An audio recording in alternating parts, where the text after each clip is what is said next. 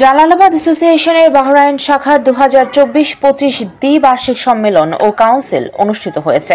শুক্রবার দেশটির জুফায়ের শহরের 4 তারকা আল মঞ্জিল হোটেলে মোহাম্মদ রজব আলীর সভাপতিত্বে ও সংগঠনের সাবেক সাধারণ সম্পাদক সম্রাট নজরুল ইসলাম সিদ্দিকীর পরিচালনায় অনুষ্ঠানে উপস্থিত ছিলেন নবনির্বাচিত সিনিয়র সহসভাপতি মোহাম্মদ জসিমউদ্দিন, মোহাম্মদ আরিফ, সানুমিয়া, চিকন আহমেদ, আব্দুস সাত্তার, ইসলাম উদ্দিন, বিষ্ণুপদ দেব, টিপু সুলতান, কালামিয়া চৌধুরী, শাহেদ আহমেদ, অলিউর রহমান, শাহ আলম, এম শামীম, রানা মোহাম্মদ সুমন সহ অনেকেই।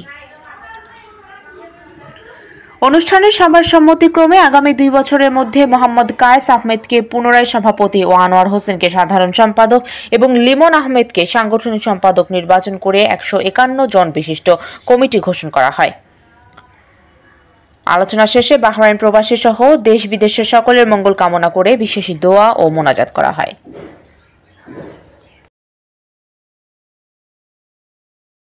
বিসমিল্লাহির রহমানির রহিম। আলহামদুলিল্লাহ, আমাকে পুনরায় নবনির্বাচিত করার জন্য জালালাবাদ অ্যাসোসিয়েশনের সবাইকে ধন্যবাদ এবং আমার সাথে যারা নবনির্বাচিত হয়েছেন তাদেরকেও অভিনন্দন জানাচ্ছি। আমি ইনশাআল্লাহ আপনার চেষ্টা করব জালালাবাদ অ্যাসোসিয়েশনকে সুন্দরভাবে চালিয়ে যাওয়ার জন্য। আলহামদুলিল্লাহ, আজকে ঐতিহ্যবাহী জালালাবাদ অ্যাসোসিয়েশনের আজকের যে কাউন্সিলের মাধ্যমে যারা নবনির্বাচিত সদস্য যারা আজকে কমিটিতে এসেছেন, যে দায়িত্ব নিয়েছেন, আমি সকলকে অভিনন্দন জানাই, সকলকে শুভেচ্ছা এবং অভিনন্দন।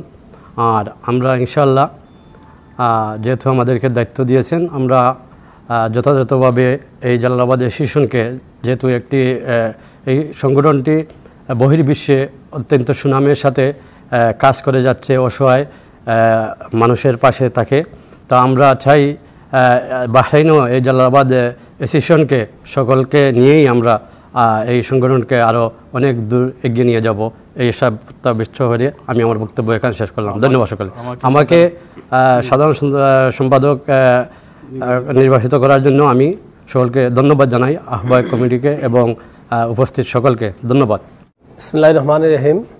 আলহামদুলিল্লাহ, জালালাবাদ অ্যাসোসিয়েশন বাহরাইনের 2024 এবং 2025-26 সালের দ্বিবার্ষিক সম্মেলনে জনাব কায়েস আহমদ এবং জনাব আনোয়ার হোসেনকে সভাপতি এবং সেক্রেটারি এবং আমি লিমন আহমেদকে সাংগঠনিক সম্পাদক নির্বাচিত করায় জালালাবাদ অ্যাসোসিয়েশনের সবাইকে ধন্যবাদ এবং অভিনন্দন জানাচ্ছি।